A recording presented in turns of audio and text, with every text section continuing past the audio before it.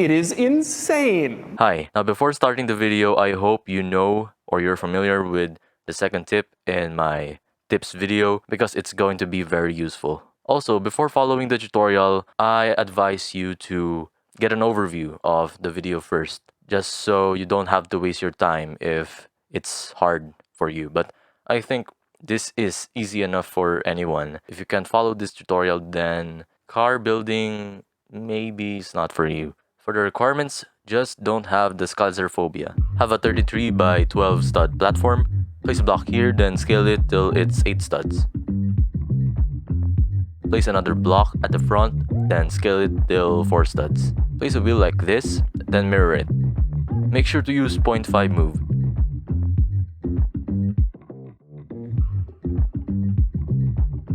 Select the wheels, then move it up.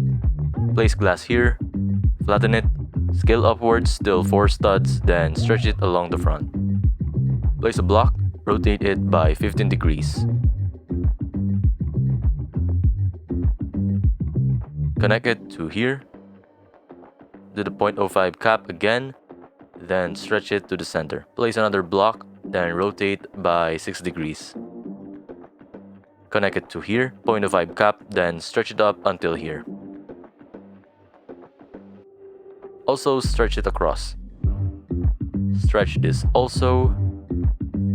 Now move the chassis inwards by 1 stud. Place a block here, rotate by 2 degrees. Now copy how I scale carefully.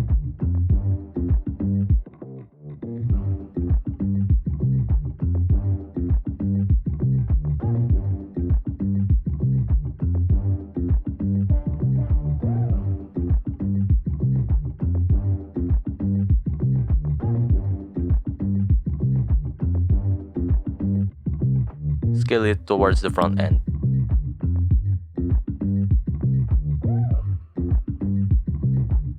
Select the base, then clone it.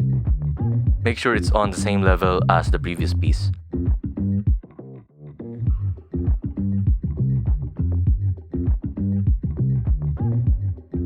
Select the two, then clone it again.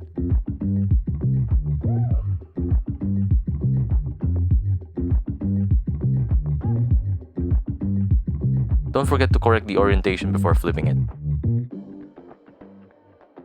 Move it back. Remove this twice. Scale this back by 6 studs. Place a block here, then connect 2 previous parts together.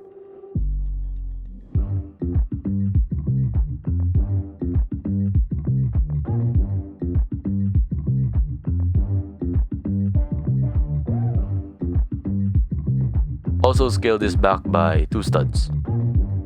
Then do the same thing again.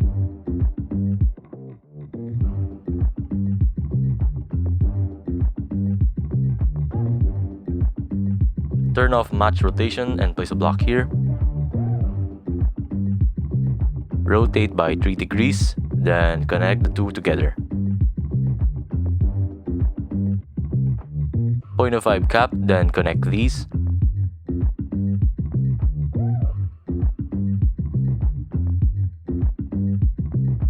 If you followed correctly, the car should look like this.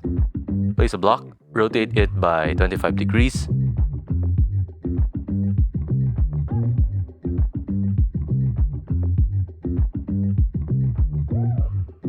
Connect it to the side. 0.05 cap, when you scale to here, the upper front should poke it. If not, then change the angle. Stretch this to the back end. Do the same thing on the other side. Place a block here, then rotate by 2 degrees. Align these two. Stretch downwards. This should touch the back end. Now if you scale the upper part towards the front, it should look like something that tip 2 can be used. Scale the upper part to here, then scale the lower part to here. Select this and the upper part. Don't forget the orientation. Clone it. Correct the orientation again, then flip it horizontally.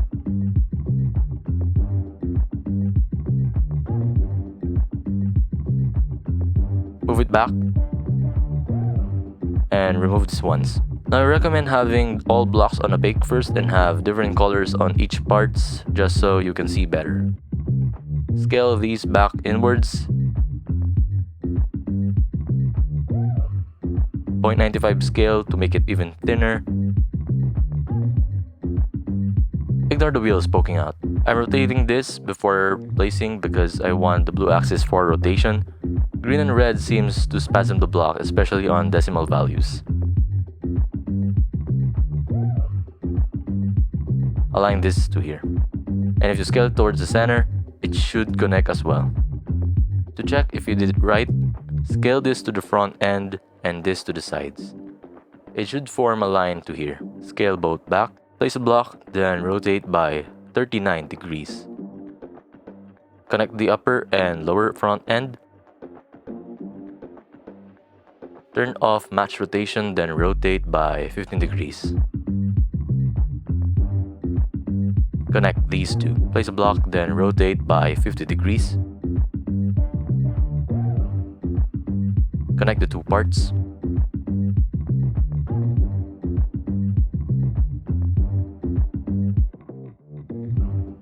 Clone this, then rotate by 38.4 degrees.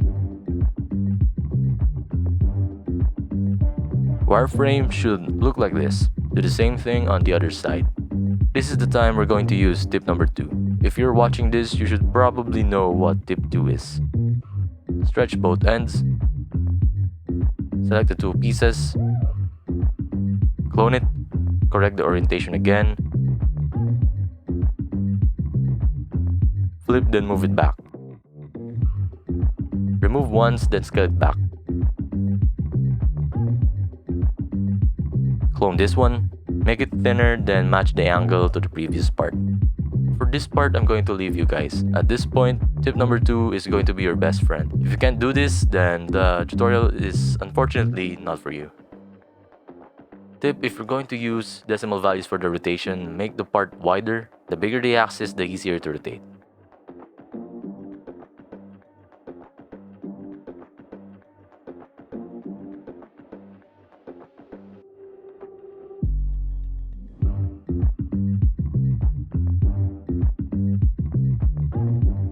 Do the same thing again on the other side. Use tip 2 again, but for the upper part this time. Again, this is only the frame. Worry about filling the gaps later.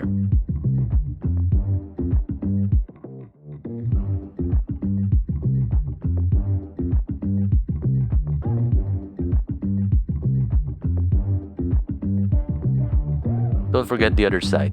Scale this to 0.5 studs. Clone it by 1 stud and connect it to the bottom. Clone this by 0.5, then scale it to the left and again to the right. Scale these two inwards by 0.95, place a block here. Rotate by 15.9.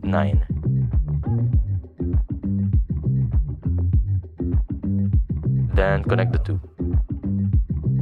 Connect it to the center. Do the same for the other side. Again, we're going to use tip 2. It's going to be trial and error.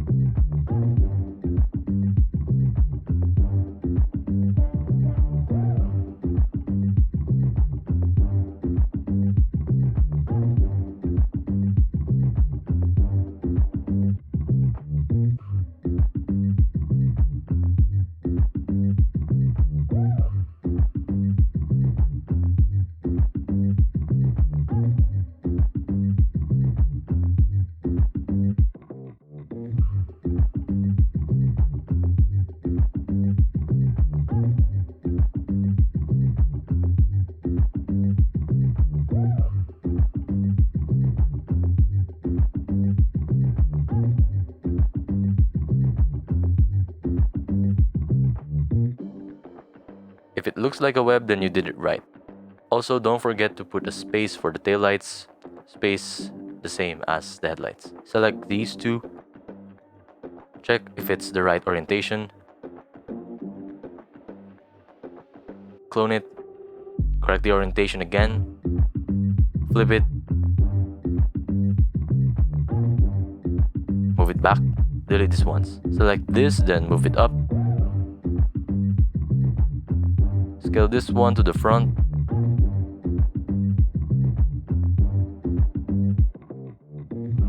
Just gotta make it wider. Clone this down, scale it to the left side.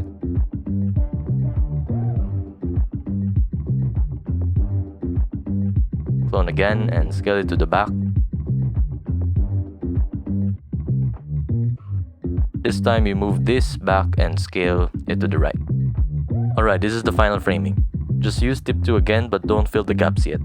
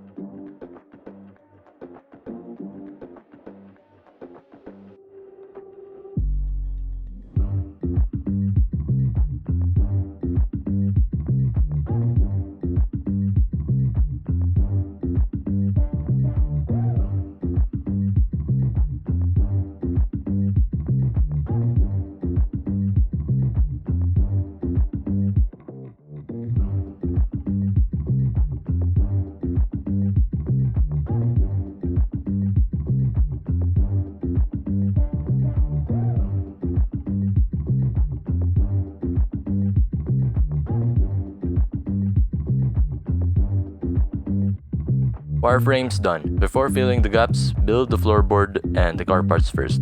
This will be your main platform for your car seats. Place a block under the block of the wheel. Scale 0.5 inwards on the sides. Place another block underneath it. Scale it like this.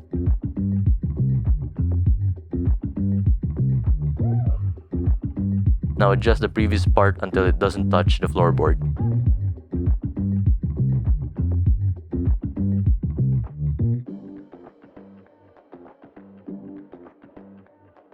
Place the servo like this.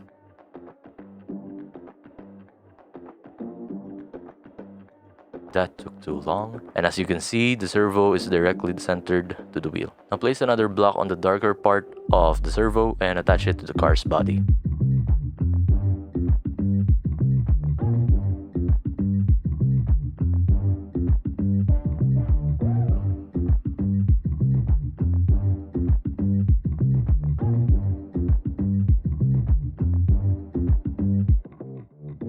This is going to be the most boring part. We can now fill in the gaps. You may also move the chassis down, just remember how many studs you moved it.